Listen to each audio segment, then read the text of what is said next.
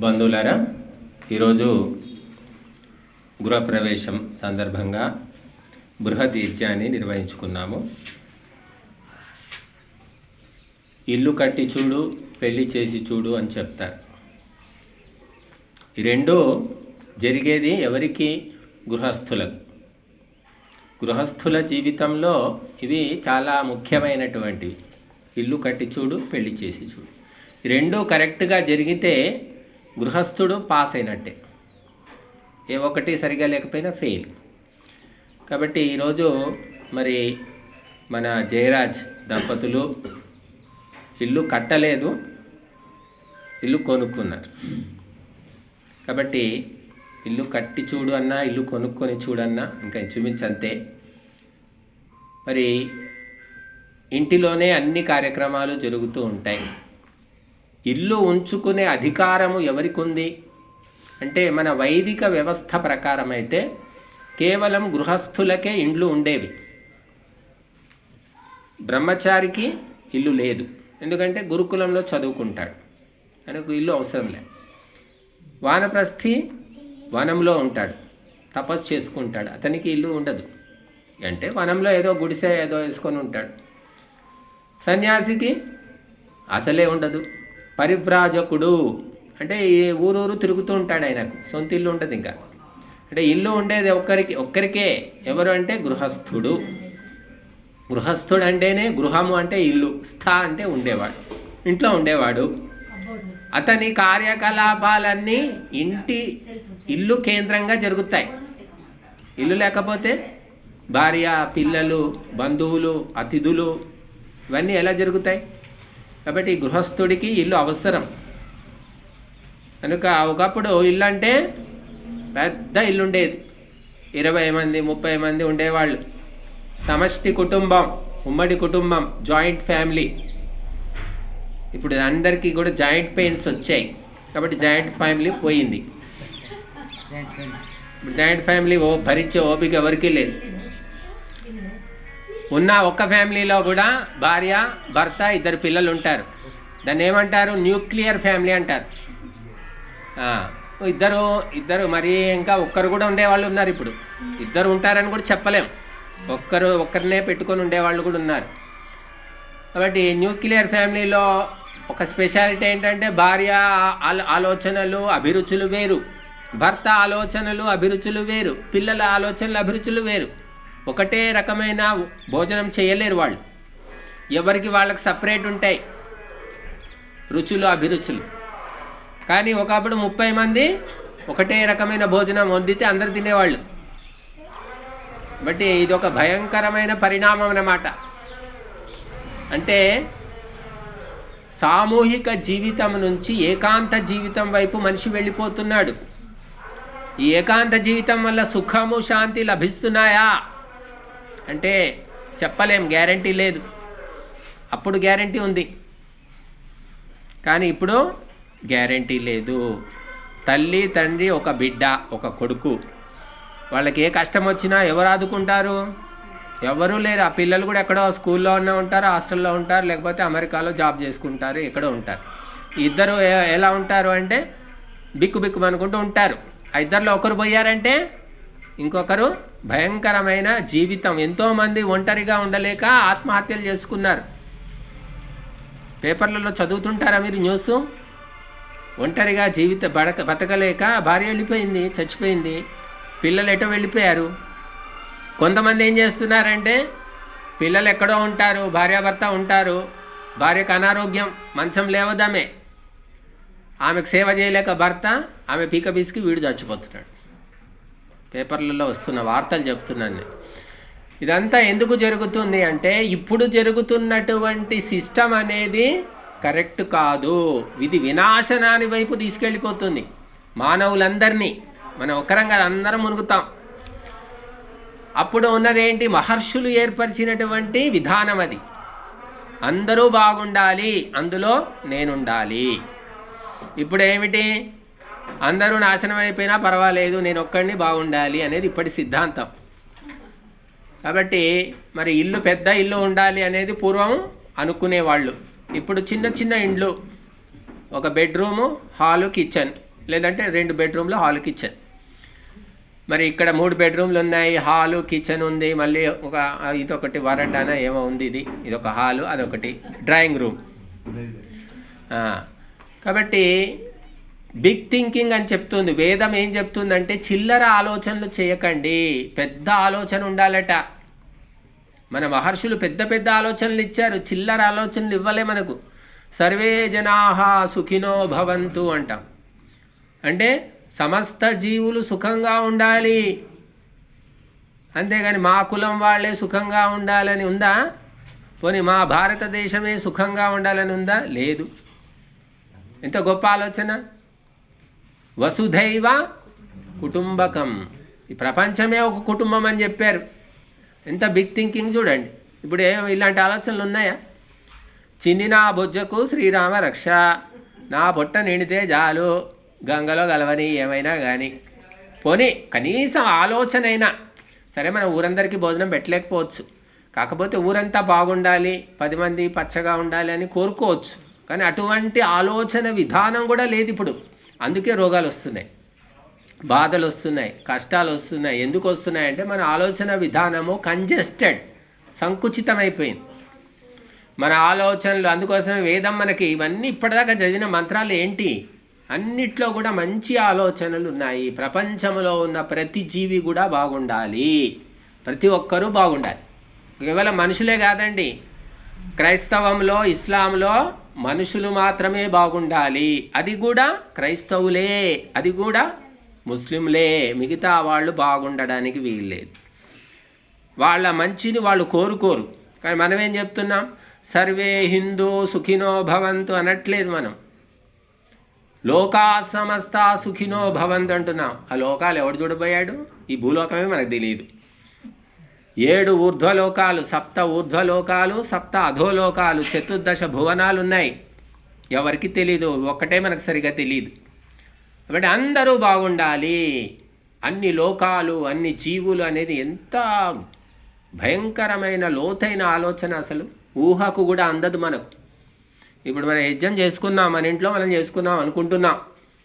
చేసింది మనమే, మన ఇంట్లోనే, మన ద్రవ్యాలతోటే. కానీ ఇది ఎక్కడికి వెళుతుంది? విశ్వమంతా వ్యాపిస్తుంది, సమస్త జీవకోటికి చేరుతుంది దాని యొక్క సుగంధము, దాని యొక్క ప్రాణశక్తి. మన ఇంటికి పరిమితం కాదు, గోడలు పెట్టి కిటికీలు పెట్టి దాన్ని ఆపలేవు నువ్వు. ఆ వాయువు అంతటా వీస్తుంది, అన్ని ప్రాణులకు మంచి చేస్తుంది. మరి ఇంతకంటే గొప్ప ఘనకార్యం ఏముందండి? వండుకుంటే అన్నం పెడితే అరిగిపోతుంది, చీరలు ఇస్తే చిరిగిపోతాయి. కానీ యజ్ఞములో వేసిన ఆహుతి విశ్వరూపం ధరిస్తుంది. ఇంతకంటే గొప్ప కార్యం ఏదీ లేదు. అందుకోసమే మహర్షులు ఏం చెప్పారు? యజ్ఞో వై శ్రేష్టతమం కర్మ అన్నారు. మీరు ఎన్ని మంచి పనులన్నా చేయండి, సత్రాలు కట్టించండి, చెట్లు నాటించండి, అన్నదానం చేయండి, భూదానం, తిలదానం, స్వర్ణదానం, గోదానం, ఏ దానాలు చేసినా యజ్ఞములో వేసిన ఆహుతితోటి సమానము కాదు అని చెప్పారు. ఎందుకంటే ఇది చీమ నుంచి ఏనుగు దాకా, చేప నుంచి తిమింగలం దాకా సమస్త ప్రాణులను సుఖాన్ని ఇస్తుంది, ప్రాణులకు శాంతినిస్తుంది, భేదభావం లేకుండా, శత్రువులకు మిత్రులకు, మానవులకు మానవేతరులకు. బట్ ఇది చాలా గొప్ప ఘనకార్యము. ఇంతకంటే పరోపకారము మరొకటి లేదు లేదు లేదు అని చెప్పారు. ఇప్పుడు మన భోజనాలు ఉన్నాయి, 100 మంది తింటారు, 150 మందికి తింటారు. ఊరందరికీ భోజనం పెట్టగలుగుతామా? కానీ యజ్ఞంలో వేసిన ఆహుతులు ఊరందరూ కాదు, ఈ ఊరు దాటి ఎక్కడికి పోతున్నాయో తెలియదు ఆ వాయువు. ఎవరు పీల్చుకున్నా మంచిదే. మనం ఊరికి కూర్చున్నాం, ఇక్కడ 1:30 అయిందో అనుకుంటా, 1:30 అయిందా కావచ్చు, ఇంక ఎక్కువే కావచ్చు. కూర్చున్నాము, ఆహుతులు వేస్తూ ఉన్నాం, స్వాహ స్వాహ అంటున్నాం. మరి మనం భోజనం చేస్తే ఎంతసేపు తింటాం? అర్ధగంట తింటే వాళ్ళు గొప్పవాళ్లే. అందరు 5 నిమిషాలు 10 నిమిషాలు దొంగలు వెంటబడ్డట్టు గబగబా నవిలేయడం, మింగేయడం, పోవడం. అని ఇక్కడ మనం తీరికగా మంత్రము చదువుతూ స్వాహ అని దేవతలకు శ్రద్ధాసక్తులతో సమర్పిస్తున్న ఆహుతులు విసిరేయడం లేదు. చాలామంది అన్నం కూడా ఎలా తింటారు? గబగబా తినేస్తారు, సమయం ఏదో అయిపోతుందని. అన్నిటికీ సమయం ఇస్తారు, భోజనానికి మాత్రం సమయం ఇవ్వరు, మింగేస్తారు చాలామంది. అనారోగ్యం, బుద్ధి కూడా పెంపొందదు. బట్ అన్నము తినేటప్పుడు, యజ్ఞము చేసేటప్పుడు, దానము చేసేటప్పుడు, ధ్యానము చేసేటప్పుడు, స్వాధ్యాయం చేసేటప్పుడు ప్రశాంతమైన మనస్సుతోటి చేయాలి. ఉరుకులాట పనికిరాదు, తొందరపాటు పనికిరాదు. అది చెప్పేవాళ్ళు లేరు. టీవీ చూసుకుంటూ తింటారు, టీవీ చూసుకుంటూ చదువుతారు, అంతా టీవీ కూడా పోయింది. ఇప్పుడు ఫోన్ పట్టుకొనే ప్రతి అన్నిటికీ సాక్షి ఫోన్ అన్నమాట. కాబట్టి ఈ కొత్త ఇంటి లోపల ఈ యజ్ఞము చేసుకున్నాము అంటే మొట్టమొదలు కొత్త వస్తువైనా, కొత్త పదార్థమైనా, కొత్త వాహనమైనా, కొత్త ఇల్లైనా, కొత్తగా పెళ్ళైనా, కొత్త పంట ఇంటికి వచ్చినా చేయవలసింది ఏమిటి అంటే మొట్టమొదలు దేవతలకు ఆహుతులు ఇవ్వాలి మనం. ఇది మన పరంపర. కానీ మనం ఏం చేసామంటే ఈ యజ్ఞ దేవత పోయింది. రకరకాల దేవతలు పెట్టుకున్నాం, విగ్రహాలు పెట్టుకున్నాం. కులానికో దేవత, ప్రాంతానికో దేవత, సందుకో దేవత, రకరకాల దేవతలు అయిపోయారు. కుల దేవతలు అంటారు. అలాగా ఆ దేవతలు ఎక్కడి నుంచి వచ్చారు మరి.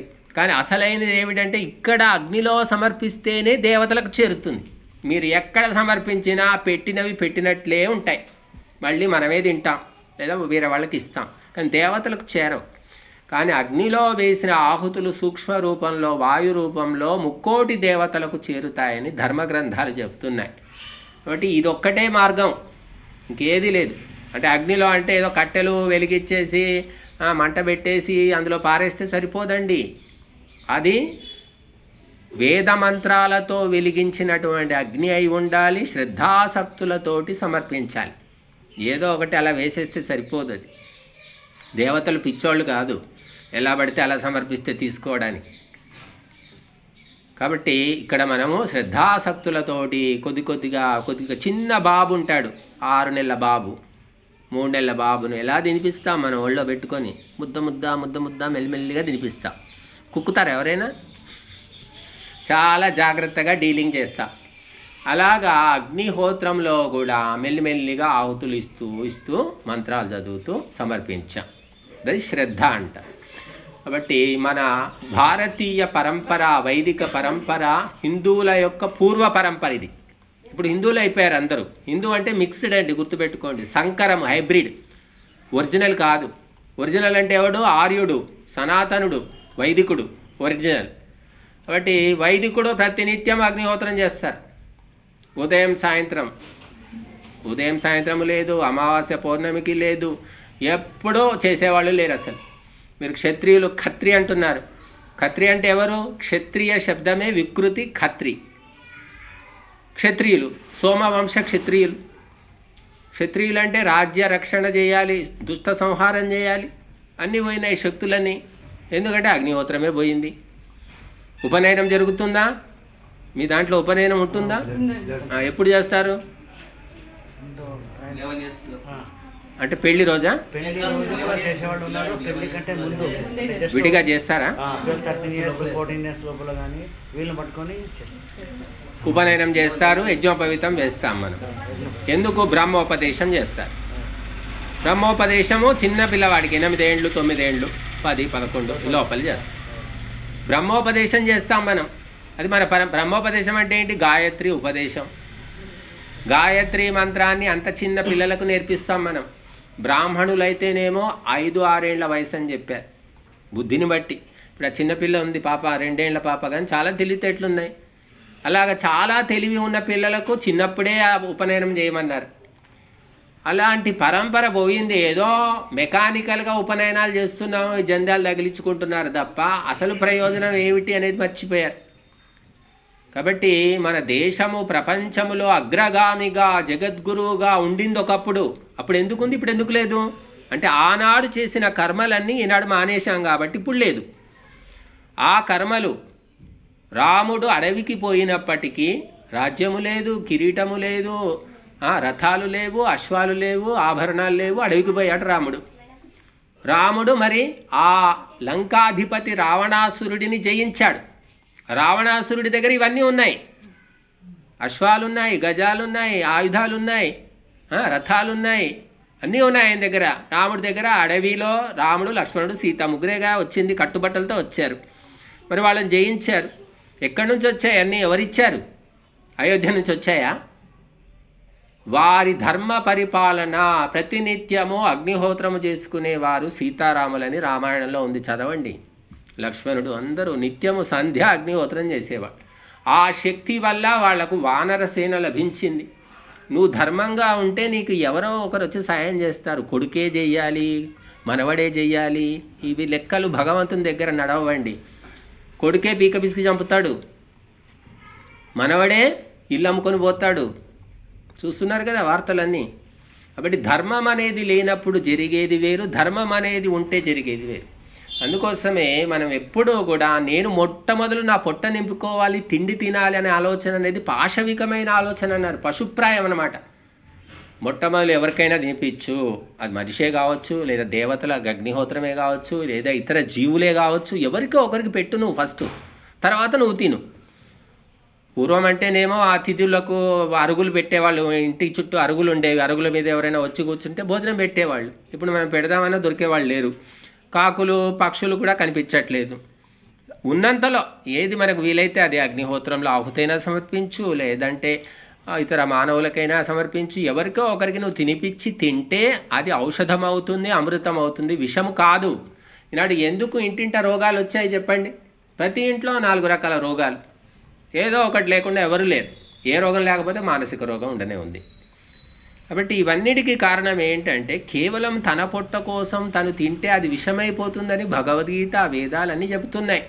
ఇతరులకు తినిపించు, తర్వాత నువ్వు తిను. నువ్వు తినకపోయినా కూడా పర్వాలేదు. అసలు నువ్వు ఇతరులకు తినిపిస్తూ పోయావంటే నీకు ఆకలి కూడా ఉండదు. ఒక తల్లి వంట చేసి ఇంట్లో అందరికీ తినిపిస్తుంది, ఆ చివర్లో తింటుంది, ఆమెకు ఆకలి ఉండదు.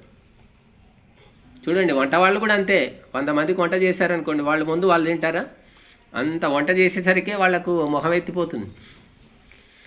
కాబట్టి మనము మన పరంపర ఏమిటి? దేవతల పరంపర ఇది. దేవతలు పుట్టేటటువంటి భూమి, దేవభూమి ఇది. ఇక్కడ రాక్షసులు పుడుతున్నారు, పిశాచాలు పుడుతున్నారు. ఎందుకంటే దేవతల యొక్క సంప్రదాయాలను వదిలిపెట్టేశాం మనం.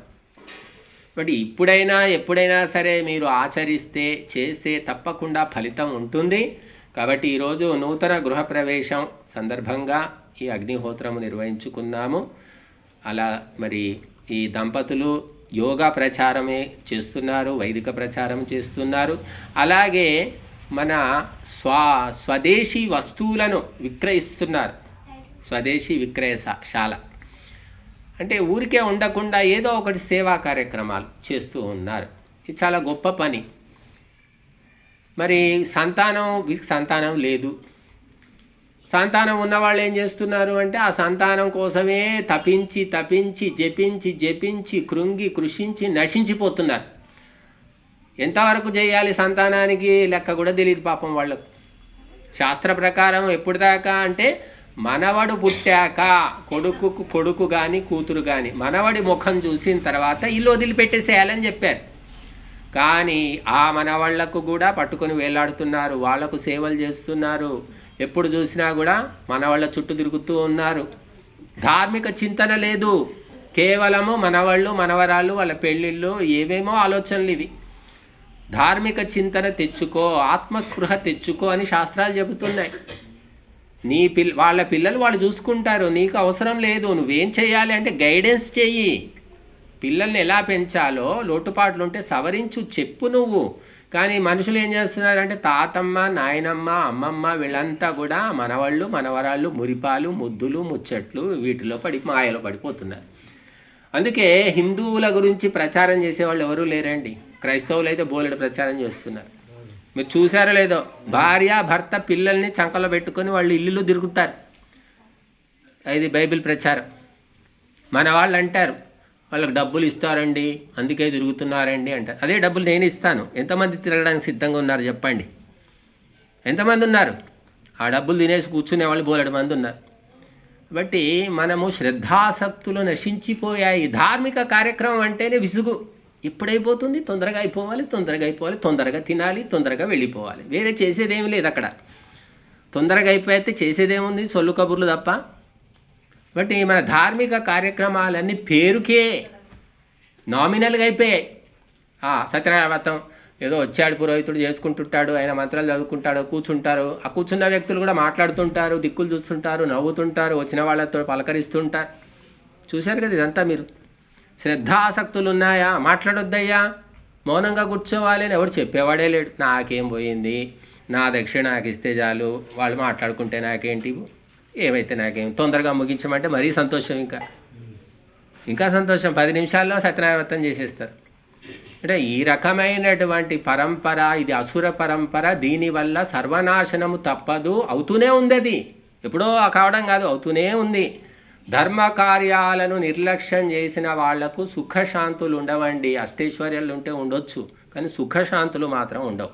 అంటే మనం ఎప్పుడో కూడా ధర్మ కార్యం అంటే అటెన్షన్, సావధాన చిత్తం, కాదులొద్దు, మెదలొద్దు, మాట్లాడొద్దు, అంతే. అందులో అంకితమైపోవాలి, లీనమైపోవాలి, మునిగిపోవాలి. అప్పుడు నువ్వు శ్రద్ధ ఉన్నట్టు, అప్పుడు దేవతల యొక్క అనుగ్రహం నీకు కలుగుతుంది.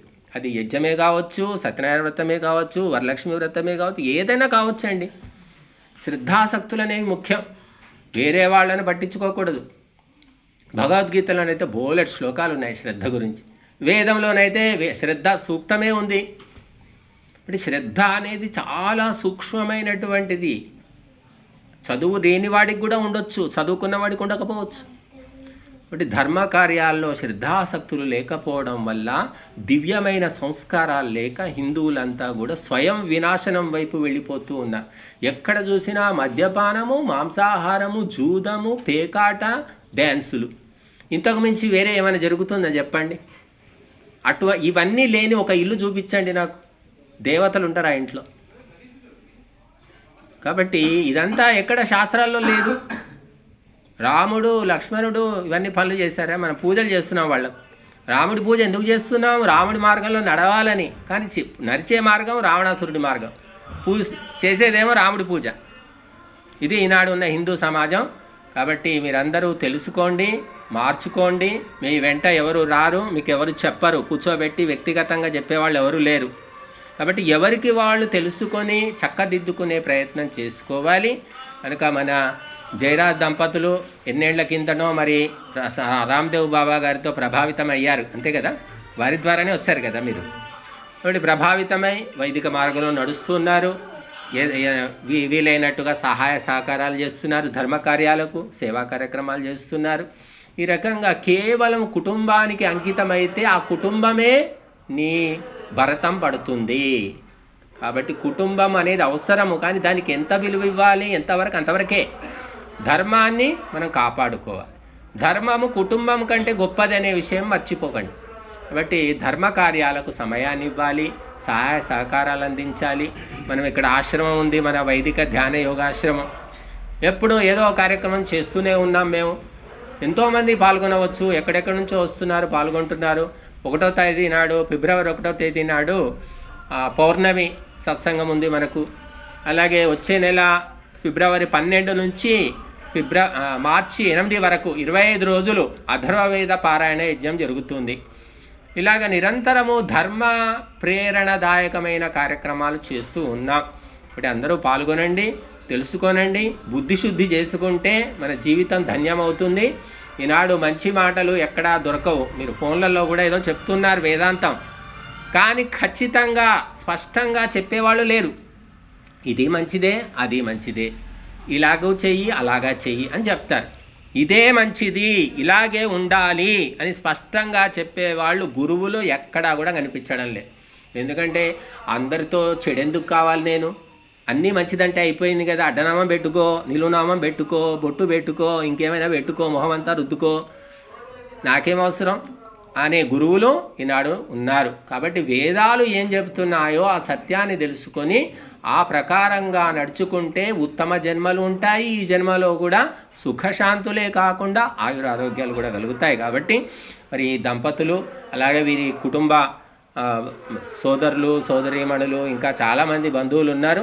అందరూ కూడా ధర్మ మార్గము తెలుసుకొని అందులో రావడానికి ప్రయత్నం చేయండి. ఆయనే చేసుకుంటాడు, వాళ్ళకి అలవాటండి, మాకేం లేదు, సంబంధం లేదు అనుకోకండి. ఇది ఆయనకేం కొత్తగా వాళ్ళ నాన్నగారు ఏమీ నేర్పించలే కదా, ఆయన తెలుసుకున్నాడు, తెలుసుకొని మార్గం పట్టుకున్నారు. మీరు కూడా తెలుసుకోండి, తెలుసుకుంటే ఎవరికైనా తెలుస్తుంది, తెలియకుండా ఉండడానికి ఏముంది. కాబట్టి ప్రతి ఒక్కరూ కూడా నేను చాలా చోట్ల చూస్తుంటాను, ఏదైనా కుటుంబంలో ఎవరైనా కాస్త వైదికులుగా మారిపోయారంటే వాళ్ళు ఎప్పుడు చేస్తుంటారండి, మిగతా వాళ్ళు వస్తారు, పాల్గొంటారు, వెళ్ళిపోతారు తప్ప వాళ్ళ ఇంట్లో మాత్రం చేయరు. ఈ దుర్లవాటును వదిలించుకోండి, మీ ఇళ్లలో కూడా చేసే ప్రయత్నం చేయండి. ఎంతోమంది పండితులు వైదిక విద్వాంసులు ఉన్నారు. ప్రతి ఇంట్లో కూడా ఈ అగ్నిహోత్రం వెలగాలి, ప్రతి ఇంట్లో కూడా ప్రతి ఇల్లు కూడా శాంతి నిలయం కావాలి. కాబట్టి మీరందరూ ఆ రకమైనటువంటి సంకల్పం తీసుకుంటారని ఆశిస్తూ ధన్యవాదాలు.